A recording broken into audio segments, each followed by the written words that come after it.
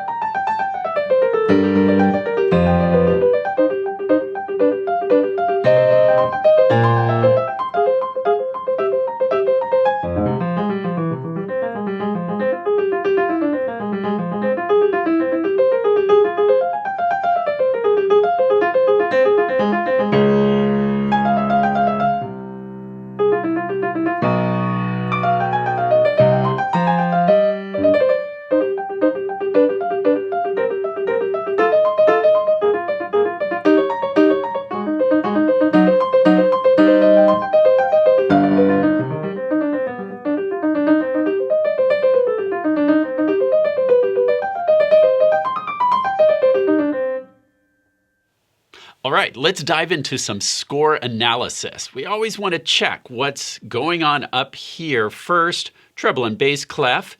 Now let's figure out our key signature. We see 3 flats. B flat, E flat, A flat tells us we're either in the key of E flat major or its relative C minor.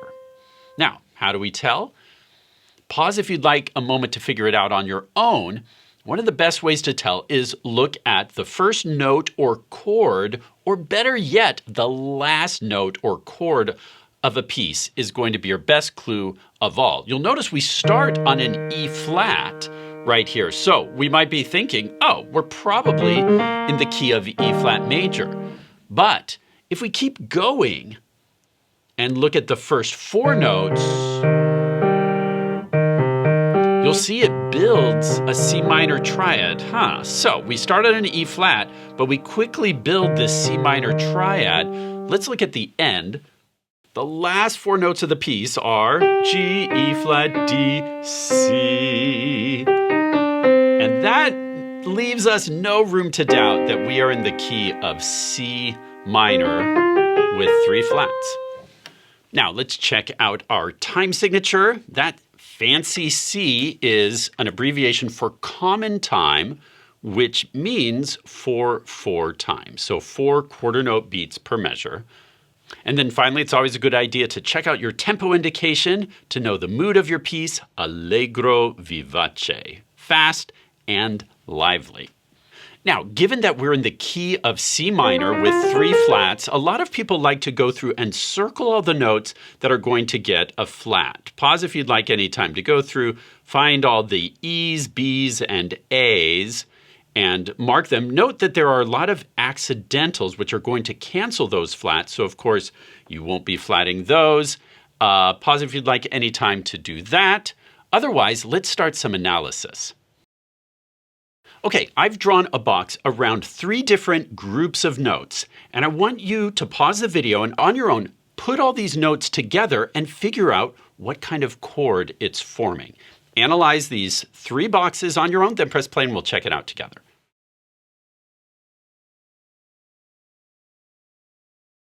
All right, inside this first box, we have E flat, C, E flat, G, C. That builds a C minor chord, which since we're in the key of C minor, that's our 1 chord. And I made it lowercase Roman numeral 1 because it's minor. And then over here we have G, B natural, D, G. That is our G major triad. And in the key of C minor, when we have a G natural, that comes from harmonic minor to give us that major dominant chord. Remember, the fancy words for 1 and 5 are tonic and dominant, the 2 most common chords in classical music.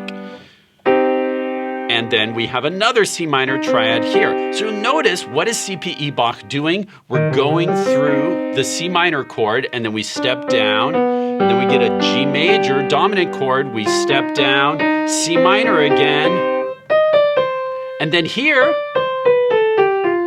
we go down, but you'll notice a B natural and an A natural. This is a new kind of minor that we might not have seen before. It's called melodic minor.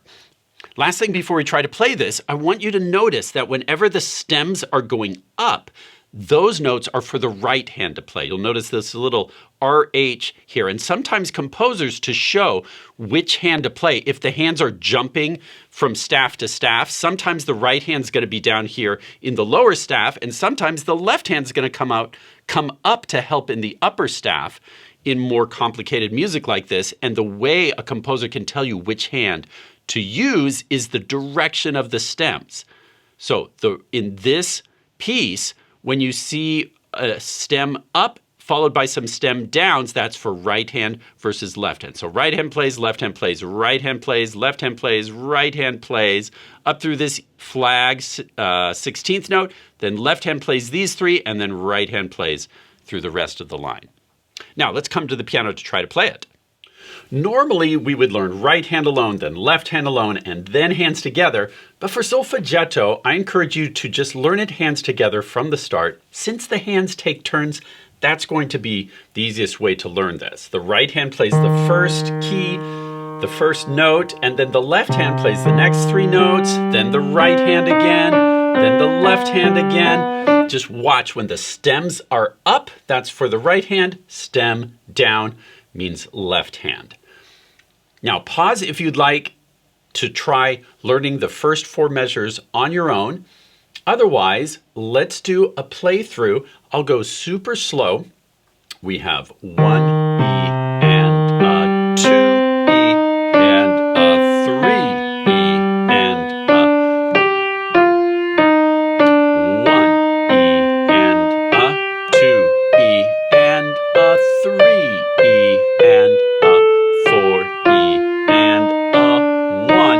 And I recommend when you're practicing to never stop at a bar line, because that will kind of train in a pause there in your playing. Always play across the bar line and stop on the first note of the next measure, wherever you want to stop. Like if I just wanted to practice measures 1 and 2, always play into the first note of the next measure so your fingers are trained to go on. So when you put it all together, there won't be that pause there. Then, looking at measures 3 and 4, these are the exact same notes, but just one octave higher. Left hand, right hand, left hand, right hand, finger 5. And then always remember to, I almost forgot myself and stopped at the bar line. We want to go to the first note of measure 5 when we're practicing that section. Now you've noticed by now, this is just a steady stream of 16th notes. Eventually this is going to go quite fast at a true allegro speed. But at first, just practice it nice and slow. If you're working with a metronome, just think one note per click. Don't be in a rush. Learn this correctly. Watch your fingerings, watch your notes. Pause if you'd like a little bit of time to work on measures 1 through 4. Otherwise, let's go on and check out the next section. Now, let's do some more chord analysis in measures 5 and 6. I've given you 4 boxes to analyze. I'd like you to pause the video and put all these notes together and see if you can figure out what chord is being played inside each box. Pause to do that, then press play and we'll check it out together. All right, here are the chord symbols for what you should have figured out. This first chord is a C minor chord. We've got E flat, C's, G's, E flat, C, C, G, E flat. So CPE Bach is just playing around with a C minor arpeggio, and it's going to be going all over the place. But again, this is why we practice our arpeggios, so you can have some fun with it in repertoire. This starts with an A flat. Don't forget, all the A's are automatically flat. That's a note you could circle or draw a flat in front of. All the A's need a flat. So we have A flat, F, A flat, C, F. You can see that we're just building an F minor chord. Now, this one note, you'll notice I didn't include that in the box because that's kind of the oddball note. It also, hold on, I circled the wrong note here.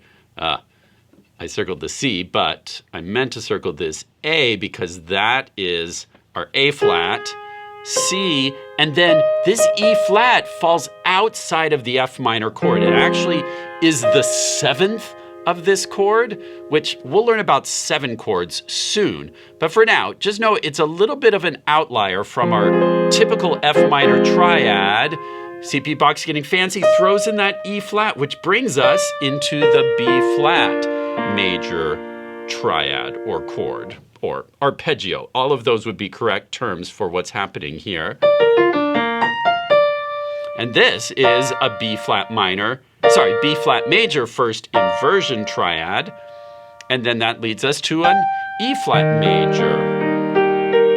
Again, notice that the stem up notes are going to be played by the right hand. Any notes with stem down are going to be played by the left hand. That will really help you keep track of which hand is playing.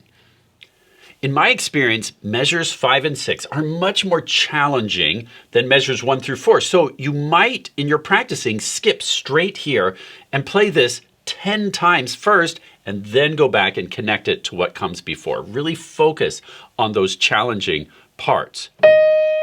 And be sure to think in chords. So we're just doing a C minor arpeggio here with this E flat in the right hand. And then the right hand comes up to this C minor first inversion for those next 3 notes. 1, E, and 2, E, and 3. On beat 3, we come up to this A flat, and that kicks off our F minor triad or arpeggio. See that F minor chord? And then we've got that oddball note, that E flat with finger 4. Then it steps down to D to kick off the next measure. 1, E, and 2. Notice we're on that B flat major triad now. 1, E, and 2. Then the right hand comes up to this B flat major first inversion. E, and 3. We come up to a G, and then we play our E flat major arpeggio. Do, mi, so, do. And then we'll stop on the first note of the next bar. Now, like I said, this is one of the more challenging parts of the piece. So just plan on spending extra time, lots of repetitions on this line, and think in chords. Actually say the chords out loud as you play them. C minor, F minor, B flat, major, E flat major. I promise that will help you learn this faster to think in chords. Pause and work on measures 5 and 6, and then press play when you're ready to go on. Now, the secret to measures 7 and 8 are to really be careful of all the accidentals. Notice we have this A natural, G sharp, A is still natural, A is still natural, G is still sharp. You might want to go through, and because these measures are longer, it's easy to forget which notes have already been altered. So if it's helpful to you, you can extend, add in the G sharp this next time, remind yourself of any sharps or flats along the way. But you could also think of this in patterns of just like thinking clusters. This would be one way to practice it as a block. So these 2 notes, these 2 notes, these 2 notes, these 2 notes, these 2 notes, these 2 notes, these 2 notes, these 2 notes, right hand, left hand, right hand, left hand, right hand, left hand. The great thing about practicing that way is it puts your fingers in the right position, so when you play it like this, if you're touching the right notes, you can't play the wrong notes. So just practice touching those. Measure 8, group of 2, group of 2, group of 2, group of 2, group of 2, group of 2. And then the right hand has this group of 4 on this D major 7 chord. And then we'll stop on the first note of the next measure for practicing measures 7 through 8. Pause to now work on measures 7 through 8 on your own, and then press play when you're ready to go on. So let's put all of this together. If I go back to measure 5, it should sound like this. 1 E and a 2 E, 3 E and a 4 E and a 1 E and a 2 E and a 3 E and a 4 E and a... Then piano. Keep your 16th notes really even.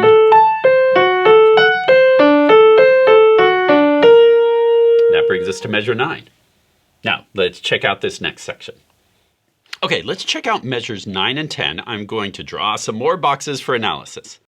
All right, pause and figure out what chords you see inside these 3 boxes, then press play and we'll check it out together.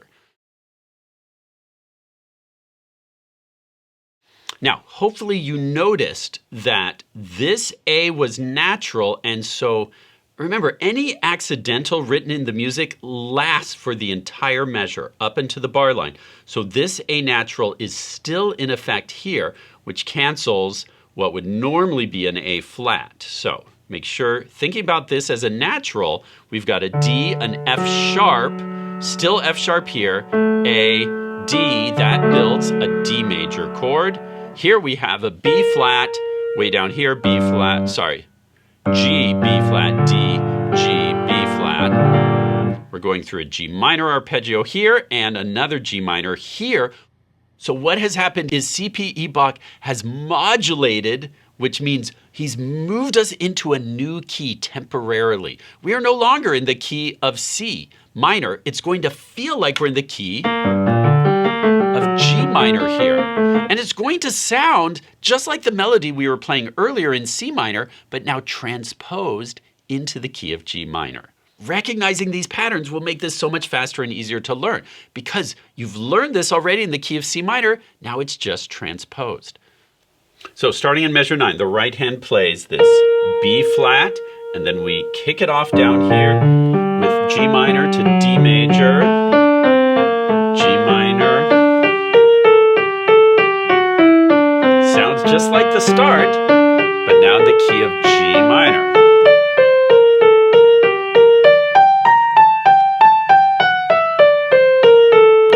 And then we'll stop on the first note of measure 13 in our practice. Now, pause to work on measures 9 through 12 on your own. Don't forget to play the first note of measure 13, so you just get in the habit of bringing your fingers to that position as you're finishing measure 12. Practice that on your own, then press play when you're ready to go on.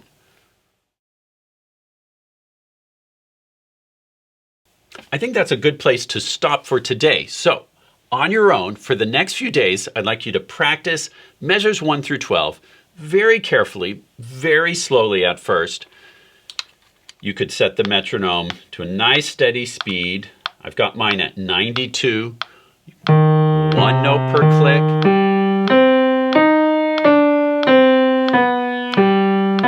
And then when you can play that with no pauses and no missed notes, you'll gradually speed that up all the way to like 200.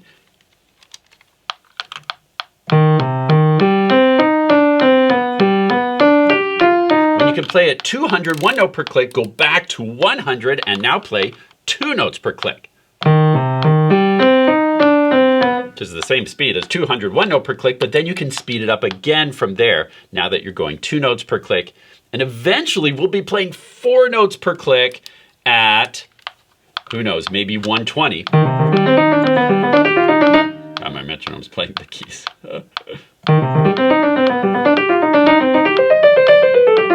That's 4 notes per click at 120, but it's going to take some time to get there. Slow is fast.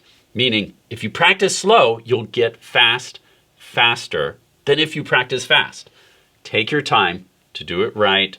Do it carefully. Get all the fingerings, all the notes. Have fun practicing this, and know that this is going to be a challenge.